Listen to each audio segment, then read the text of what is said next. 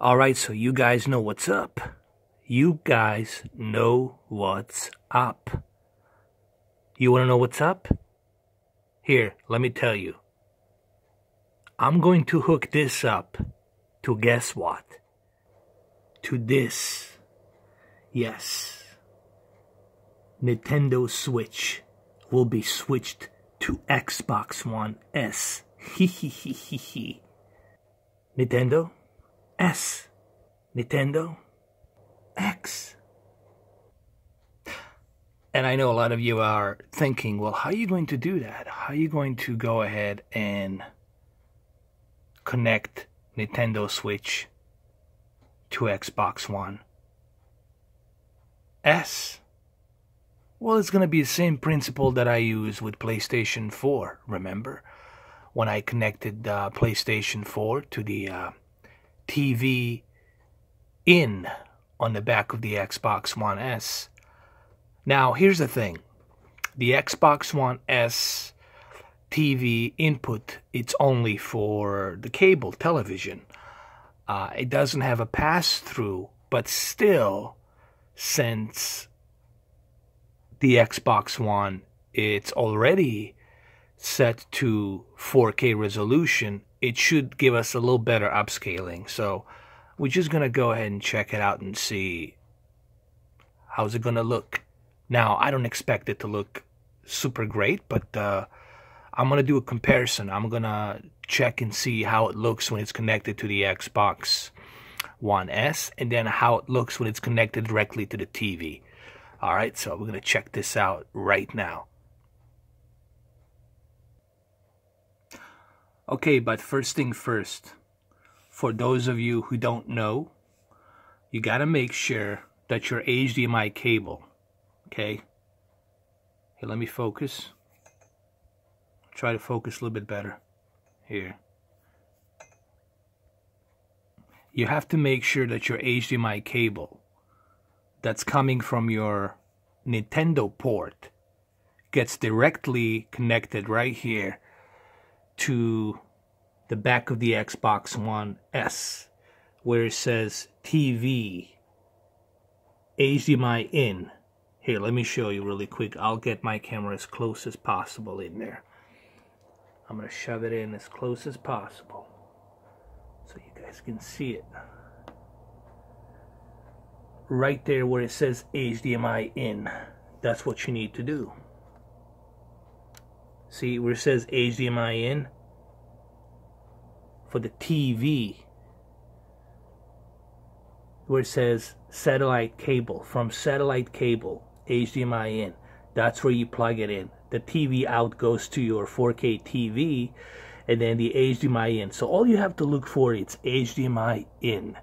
When you see that logo display that says HDMI in, that's where you plug it in. Where it says HDMI in from satellite cable. That's where you plug it in. Alright, so here I got my cable plugged in. This is the cable that's coming from Nintendo Switch. HDMI cable right there into the back of Xbox One S, where it says HDMI in. So once you do that, once you have that, also you got to make sure that your Nintendo tablet it's docked in. Alright, so let's see how it looks. Alright, so I'm going to go ahead and turn on my Nintendo Switch right here.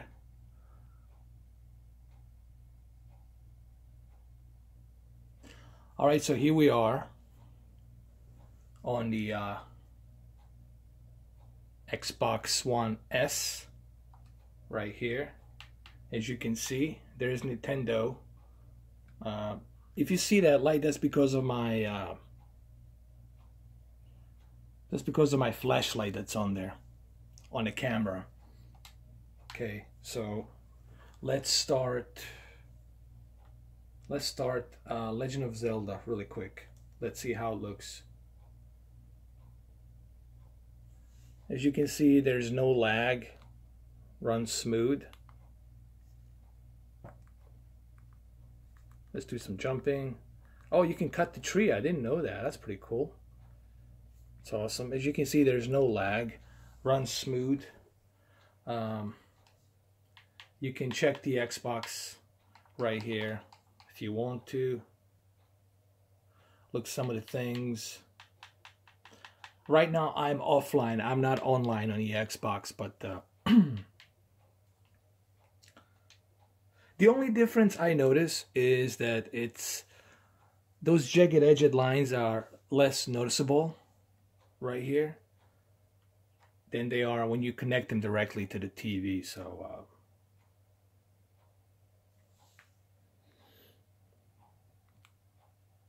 it looks pretty good, actually. It's not bad. You know, what's so unique about doing this is the fact that, let's say you need an extra HDMI space, right?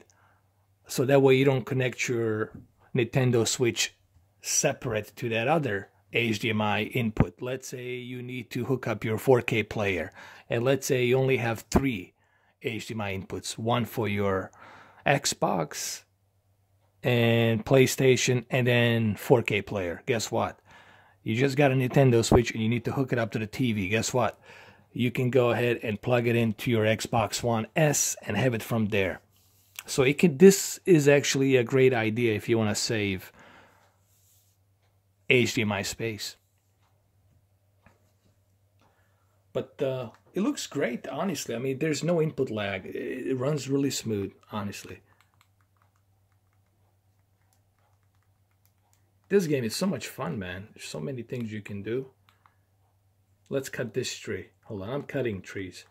Left and right. Yeah. That's right. Let me collect them. Apples. There.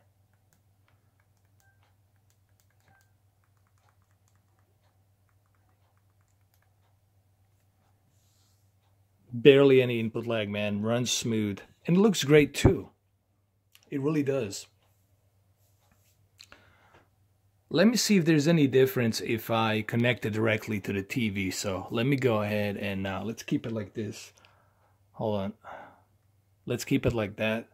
And then let me connect it directly to a TV in about 4 seconds. 1, 2, 3, 4.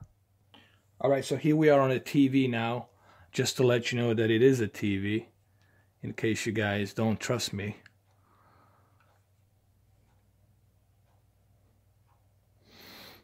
And you see on the TV it says 1920 by 1080, but when you take it and plug it into the Xbox One S, it will say 4K. The one thing I notice, honestly, is jagged edges. All right. Here, let me show you what I'm talking about. All right, this is from the TV. Look at those jagged edged lines.